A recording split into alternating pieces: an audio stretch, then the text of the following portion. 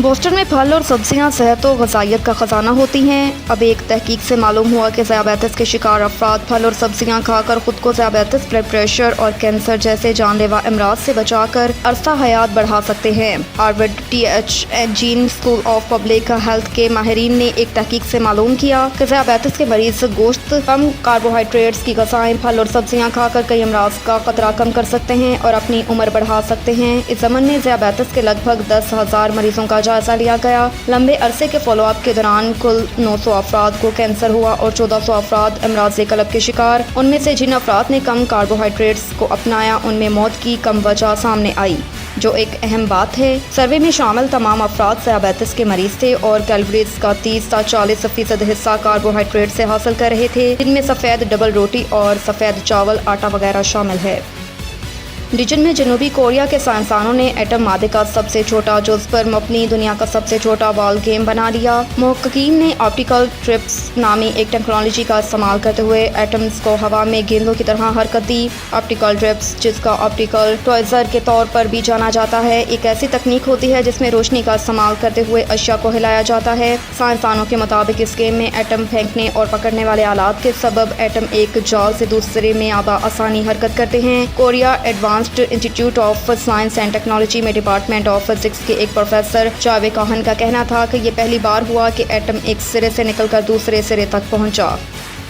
London में एक नई रिपोर्ट में खबरदार किया गया कि मौसमियाती तब्दीली के सबब बरतानिया और आयरलैंड के 53% मुकामी पौधे तंजली का शिकार। उन्हें कई खतरात लाहक हैं। मुसलसल बढ़ता दर्जा हरारत बरतानिया में सर्द माहौल में पनपने वाले पौधों की अक़साम की अफजाइश को मुतासर करके उनकी बका के लिए ख़तरा बन चुका है।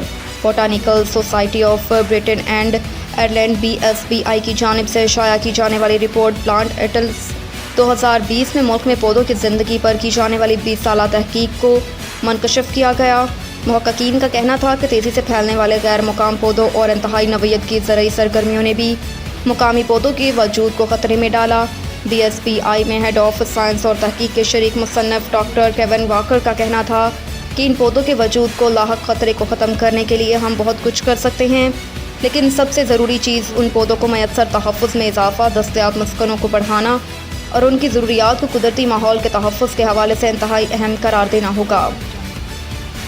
सान फ्रांसिस्को में एलन मस्क की जानिब से ट्विटर का इंतज़ाम संभालने के बाद संजीदा हल्के अब उनके फैसलों से नाला हैं और इसी से फ़ायदा उठाते हुए मेटा ने डिसेंट्रलाइज्ड किस्म के माइक्रो प्लानिंग नेटवर्क पर काम शुरू कर दिया, जिसे P92 का खुफिया नाम दिया जा रहा है।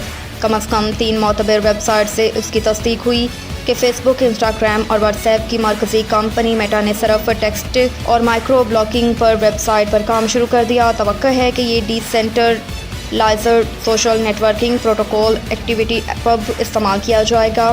मिनी कंट्रोल और प्लेटफॉर्म नामी वेबसाइट ने सबसे पहले उसकी खबर दी थी, लेकिन दिलचस्प बात यह है कि ख़ुद मेटा ने भी इस नई पेशरफ्त पर खामोशी तोड़ते हुए अपने एक बयान में कहा कि हम टेक्स्ट अपडेट्स के लिए एक डिसेंट्रलाइज्ड सोशल नेटवर्किंग प्लेटफॉर्म पर काम कर रहे हैं।